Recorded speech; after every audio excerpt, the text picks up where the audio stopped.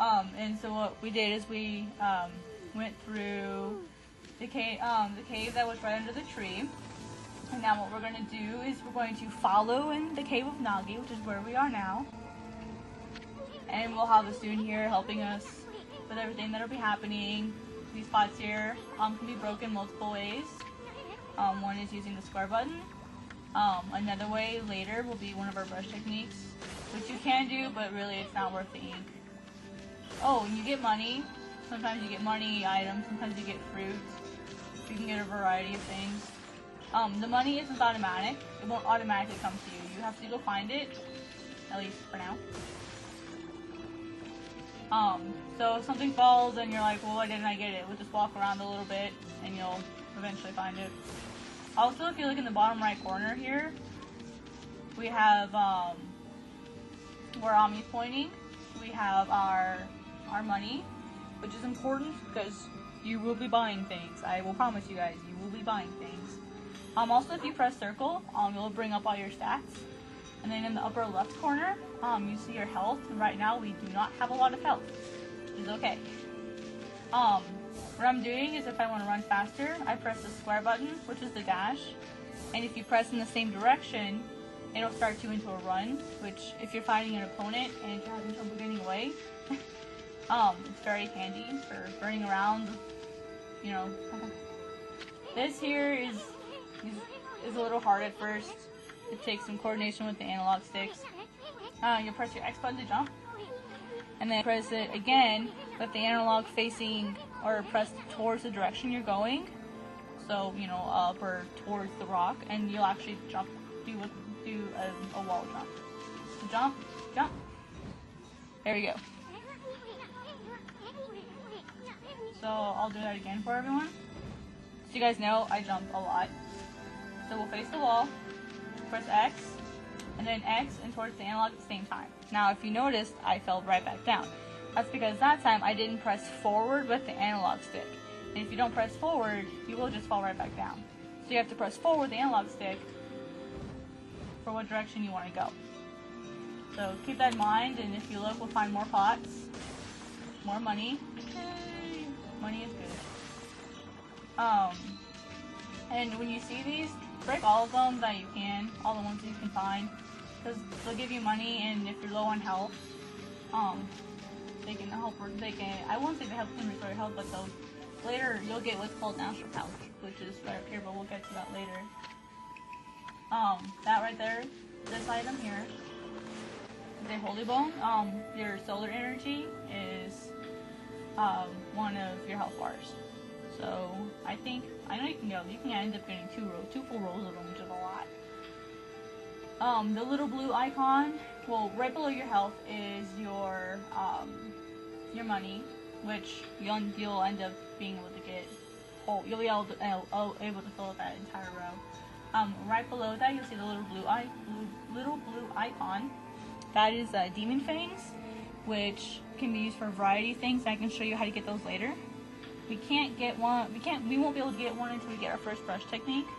Well, that or we get our second weapon, whichever one comes first. I won't tell you guys. So, but those are demon fangs. They're mainly, I use them mainly for currency. Sometimes I like to just get them to try to get as many as I possibly can. If you go back to your health, you'll see a line that says holy artifacts. That those will be like equip items or special items, and then you'll see main and sub.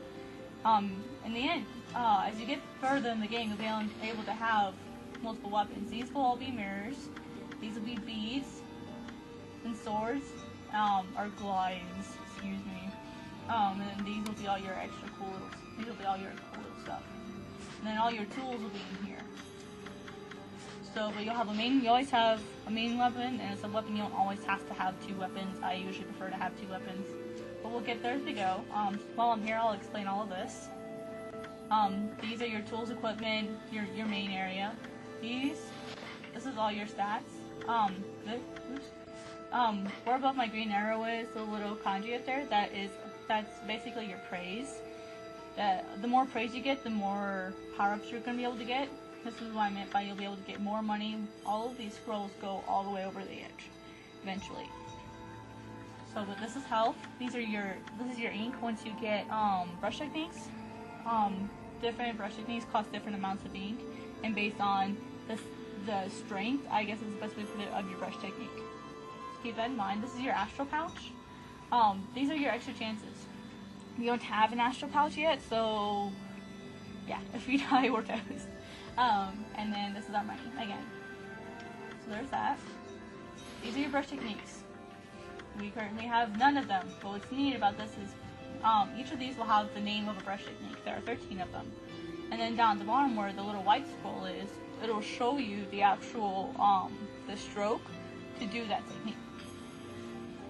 It's not extremely reliable because there's some that there's extra ways of doing it, but we'll get to that once we get there. This is your logbook. This is really important if you get lost or forget what you're doing. You can go in your journal. These will be hints from a kind of, I guess, a sidekick when we get there. And these will be other hints and items that we need. These are tips, which pretty much what it is. You can read through these. A lot of these are, and a lot of this, anytime you get something that's in red that's important, they will more than likely be put in here. And anything that's red, I'm sure if you notice, is very important, so you need to make sure you read that. It'll help you a lot. Eventually, all of these will be different tomes or bestiaries. We'll have fish, animals, and stray beads. We'll have all kinds of stuff in here. And then have your map. And the map is okay. It doesn't really show much, but if you look here, you can kind of see where we're going. It shows it in chunks. You can eventually zoom out to see everything, but until you've gotten to that part, you can't see it. So it'll only show you the area, if you will, that you're in. So that kind of explains that real quick. And then another thing, like I said, if you bark, it'll show you everything you have, all your stats and all your money, your extra lives, and bring all that up. So this is just kind of interesting.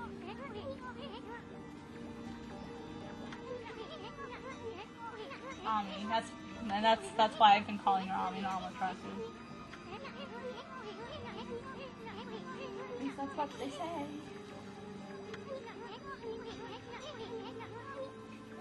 Exactly, it's hard to explain. Just watch.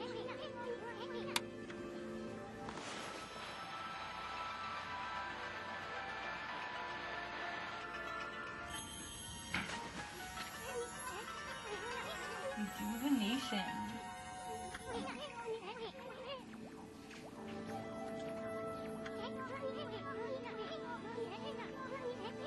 Again, pay attention to the red lines. They are important.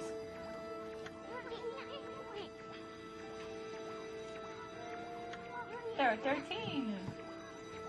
Technically, there's more than 13 because there's multiple versions of each one, I guess. Here. That's off. By the way, I don't think you can really fall off this edge, so I wouldn't really about that part, really.